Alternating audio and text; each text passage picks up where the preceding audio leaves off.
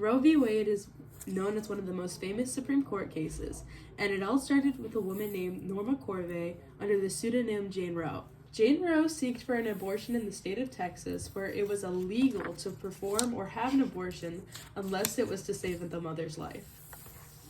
There was a doctor of the name Halford who was in prior legal trouble due to performing an abortion, joined her lawsuit and stated the Texas laws were too vague and unconstitutional.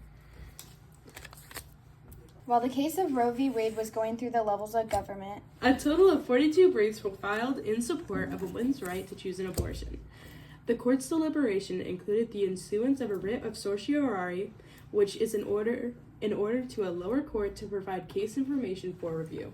by the time the court granted the writ of Roe, she had already given birth and gave up her child for adoption, raising questions about the relevance of her case.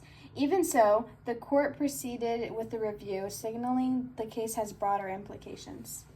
The attorney for Jane Roe was Sarah Weddington, which argued the primary amendment broke in the 14th, which states the government cannot deprive any person of life, liberty, or property without due process of law, along with which guarantees the fundamental rights to privacy, therefore arguing that Texas laws are unconstitutional and are too vague.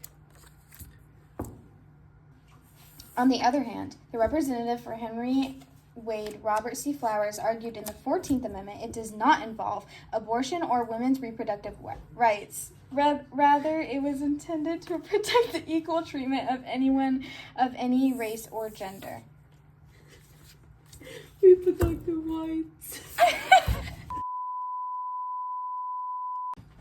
The voting was done on January 22nd, 1973, and 7 out of 9 justices agreed that the 14th Amendment protects the right to have an abortion. However, the Supreme Court disagreed with Roe's want for the absolute right to terminate a pregnancy at any time. The court ended up deciding the regulations per trimester and pregnancy and what was too late to have an abortion. In the first trimester, the state cannot interfere. The decision is left entirely to the mother. In the second trimester, the state can impose regulations related to health of the mother. And during the third trimester, the state has the right to regulate or prohibit abortions.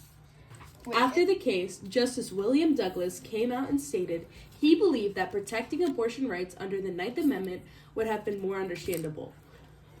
Roe v. Wade ruling has influenced not only the mortality rates to maternal deaths and unsafe abortions, it has started the discourse of topics surrounding personal autonomy, privacy rights, and the government intervention.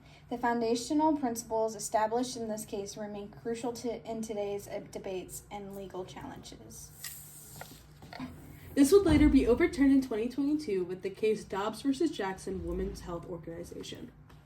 Dun dun dun! We're at 8 minutes.